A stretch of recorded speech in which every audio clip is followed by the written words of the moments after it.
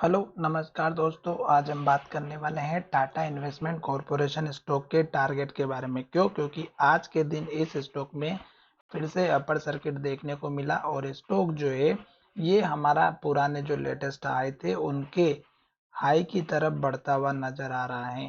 साथ ही आज मार्केट की डायरेक्शन नेगेटिव थी, बहुत ज़्यादा गिरावट देखने को मिली, फिर भी ये स्टॉक हमारा अपर सर्किट में है।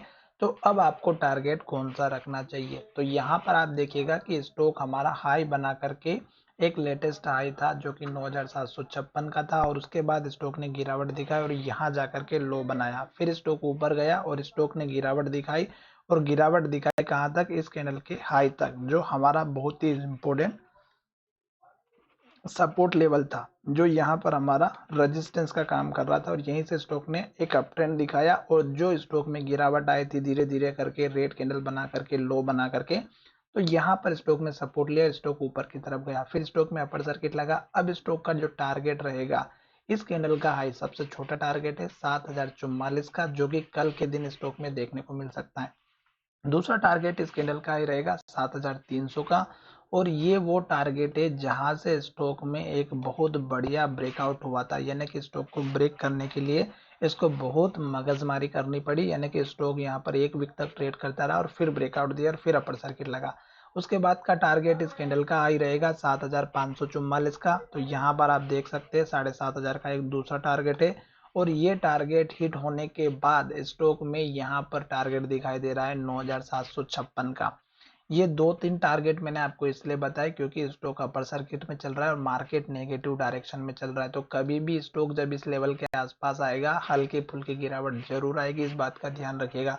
क्योंकि यहाँ से जब स्टॉक अपर सर्किट में जा रहा था तो स्टॉक में ये वो लेवल है जहां से स्टॉक में सेलिंग प्रेशर क्रिएट हुआ था और स्टॉक में गिरावट हुई थी। तो यहाँ पर जो लोग पहले से बाय करके बैठे होंगे, वो लोग फिर से इस स्टॉक को सेल करने की कोशिश करेंगे और स्टॉक में हल्की फुल्की गिरावट या लोअर सर्किट देखने को मिल सकता है।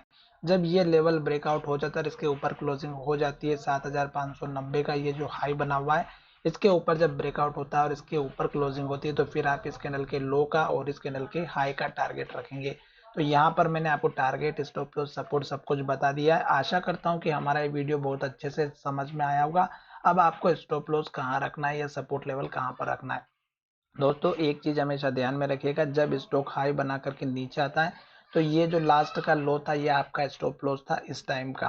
फिर स्टॉक ऊपर की तरफ गया और जब स्टॉक नीचे की तरफ आया तो यहाँ पर लो बना है जो लगभग हमारा 6150 का। तो यही आपका स्टॉप लॉस या सपोर्ट लेवल रखना है, क्योंकि अगर ये लेवल टूटा तो फिर डेफिनेटली स्टॉक में हमारा ये लेवल टूट सकता है जो लगभग 5415 का है। ठीक है, तो ये दो सपोर्ट लेवल हो गए, और अब स्टॉक चल रहा है हमारा अप ट्रेंड में। तो स्टॉक में यहाँ पर लो बना, फिर स्टॉक ने ऊपर लो बनाया, तो अब स्टॉक हाई बना करके जब नीचे की तरफ आएगा तो स्टॉक हमारा इस लो के ऊपर लो बनाएगा जो कि 6150 का है। और स्टॉक यहाँ जो हमने सपोर्ट लाइन बनाई या ट्रेंड लाइन बनाई, ये आपके लिए काम करती हुई नजर आएगी। तो आशा करता हूँ कि वीडियो अच्छा लगा होगा।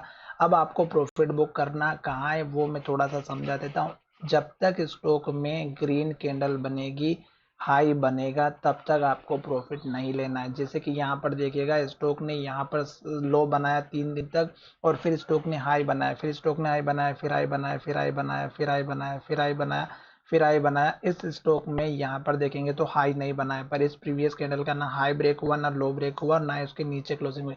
फिर स्टॉक ने हाई बनाया, फिर स्टॉक ने यहाँ पर देखिएगा अंदर कैंडल बनाई, फिर स्टॉक ने कैंडल अंदर बनाई, फिर स्टॉक ने लो बना करके फिर से हाई के पास क्लोजिंग दी, फिर स्टॉक ने हाई बनाया, फिर हाई बनाया, फिर हाई बनाया, फिर हाई बनाया, और फिर यहाँ जाकर के स्टॉक ने हाई बनाया।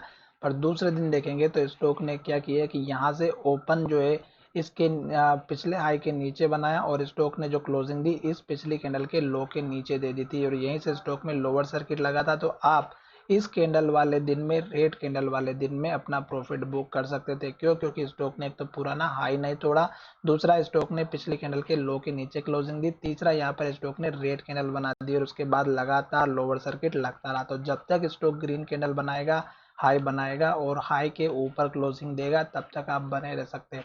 आशा करता हूँ कि वीडियो अच्छा लगा होगा। धन्यवाद, मिलेंगे नए वीडियो में।